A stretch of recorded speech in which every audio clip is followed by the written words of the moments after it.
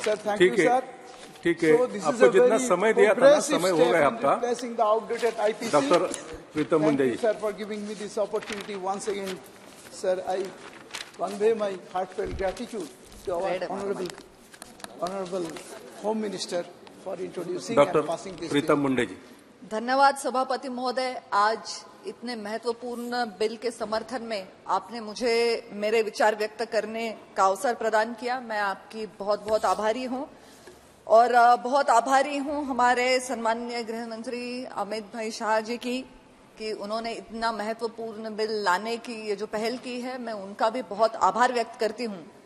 मैं कल से काफी लोगों की बातें सुन रही हूं और बार बार ये सुनने में आ रहा है कि कैसे ये जो कानून बने थे वो ब्रिटिश राज में बने थे और गुलामी से मुक्त होने के लिए हमें इन कानूनों को बदलने की जरूरत थी।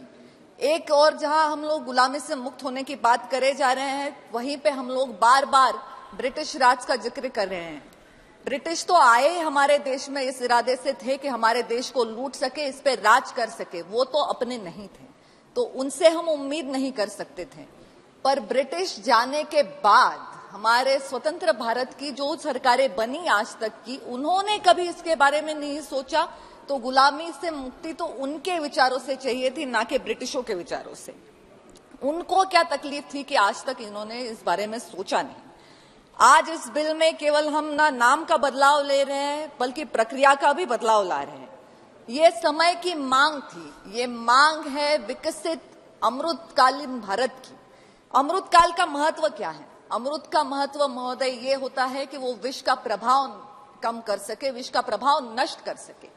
तो ये जो विष है, जो गुलामी का विष था, जो अन्याय का विष था, या जिसे हम कह सके कि पॉलिसी पैरालिसिस का जो विष था, इसको नष्ट करने की इस अमृतकाल की मांग थी। और इस मांग को ध्यान में रखते हुए मोदी जी के नेतृत्व में आज अमित शाह जी ये बिल लेके आए हैं। मैं बहुत बहुत उनका आभार व्यक्त करती हूँ।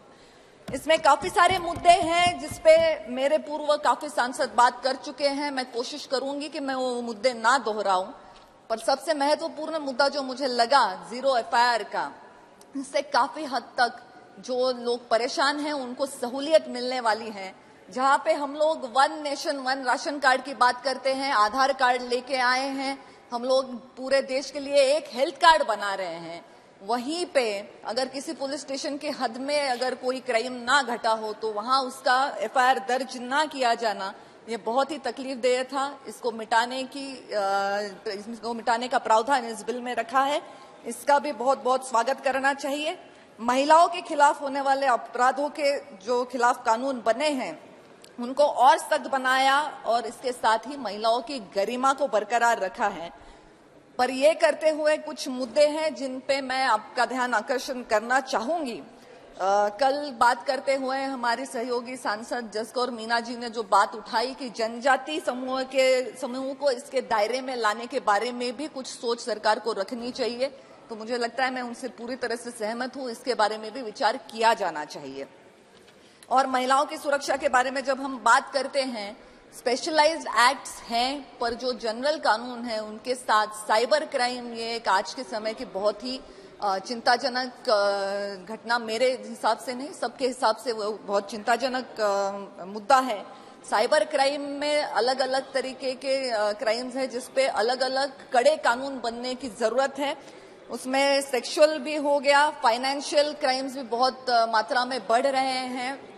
अलग अलग बैंकों के नाम पे लोग सामने आ करके जो लोग अपना काम करते हैं, मेहनत मजदूरी करते हैं, उनका पूरा पैसा लूट जाता है। तो ऐसी भी जो घटनाएं घटती है उन पे भी कुछ कड़ी कार्रवाई होनी चाहिए। इसके अलावा साइबर क्राइम के माध्यम से जो टेररिज्म की भी घटनाएं बढ़ सकती हैं आने वाले समय में, इस पे भी ध्यान देने की सरकार को जरूरत है। मैं और एक मुद्दा कहना चाहूंगी कि इन धाराओं को पुख्ता करने के लिए protection and rights of victim and witness, जो सेक्शन 15A SC और ST एक्ट 1989 की अमेंडमेंट जो 2016 में बनी उसमें था। आज हम महिलाओं के सशक्तिकरण की जहां बात कर रहे हैं, वहां इस धारा में क्या हम प्रोटेक्शन ऑफ विक्टिम्स और उनके राइट्स के बारे में कुछ अगर स्पेसिफिकेशन हो, इसमें जो पूरी क्लैरिटी आ जाए तो लोग भी आगे आके अपने खिलाफ करने वाले जुर्म के बारे में आगे आके बात करेंगे। तो इसके बारे में भी सरकार की तरफ से मैं थोड़ा सा स्पष्टीकरण चाहूंगी।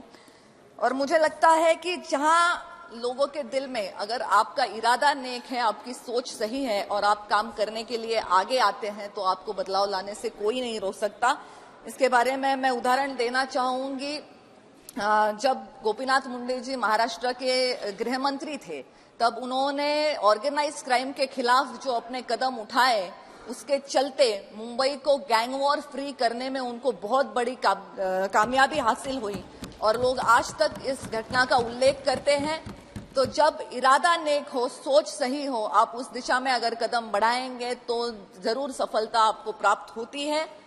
और आज ये जो बदलाव हम ला रहे हैं वो बदलाव देखते हुए मुझे कोई अचरज नहीं होता, क्योंकि ये आने वाले मोदी जी के नेतृत्व में ही थे।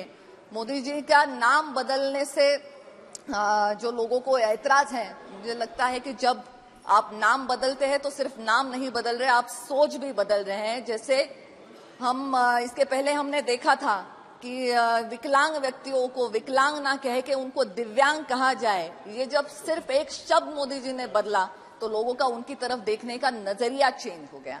आज एक आधे जिले का या एक आधे राज्य का कोई भी छोटा सा गांव है, कस्बा है, वो अगर उसको हम लोग आखिरी छोर बोलते थे तो उसको आज फर्स्ट विलेज की तरह देखने की सोच मोदी जी ने रखी है। तो इस सोच को आगे लेके जाने वाले हमारे बहुत ही एक मिनट हमारे बहुत ही, जिनको हम कह सके कि जिनका सीना फौलाद का है और दिल मोम का है, ऐसे हमारे गृह मंत्री जी हैं जो 370 जैसा ना रद्द कर सकते हैं और इसी संसद में सबके सामने ये बोल सकते हैं कि पीओके वगैरह कुछ नहीं, कश्मीर हमारा था और हमारा रहेगा। ये फौलादी जो दिखा सकता है वही गृह मंत्री इतनी बड़ी बदलाव अपने सीआरपीसी और आईपीसी के कानूनों में ला सकते हैं। मैं अमित भाई शाह का इस माध्यम से बहुत बहुत शुक्रिया अदा करती हूं और इनकी सोच को अपना समर्थन देते हुए अपनी वाणी को विराम देती हूं। धन्यवाद।